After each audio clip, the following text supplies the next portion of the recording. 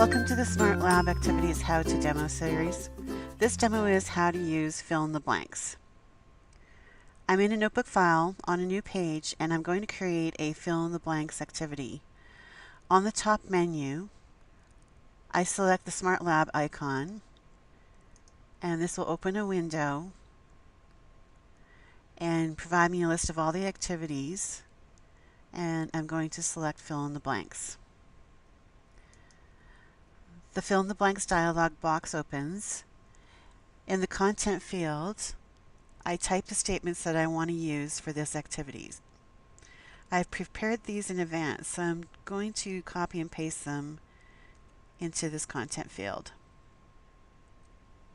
Next, I want to insert the blanks. So at the bottom, I click Define Blanks and then select the words I want to use as the blanks.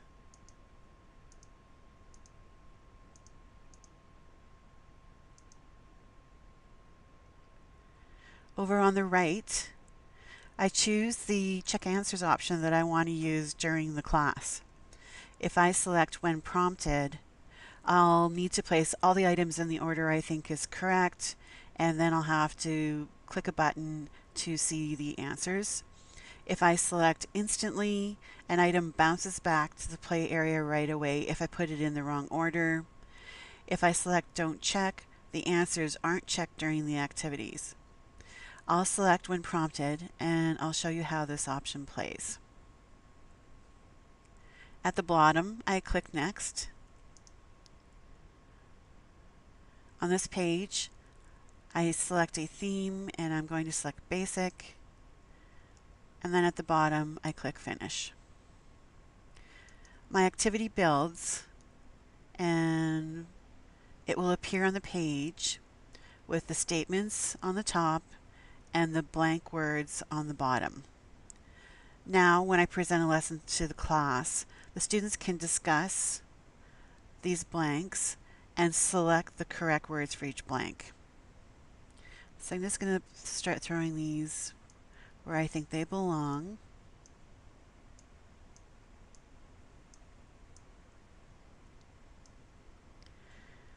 Now remember, when I created this activity, I selected the when prompted option to check the answers. So because I have placed all the words in all the blanks in what I think is the right order, the check answers button appears at the bottom. I click that, and as you can see, check marks appear beside items I've placed correctly, and X's appear beside each item I've placed incorrectly. During the activity, if the students have placed items incorrectly, we can discuss it as a class, make the changes, and check answers again. So let's switch these two around. Check answers again.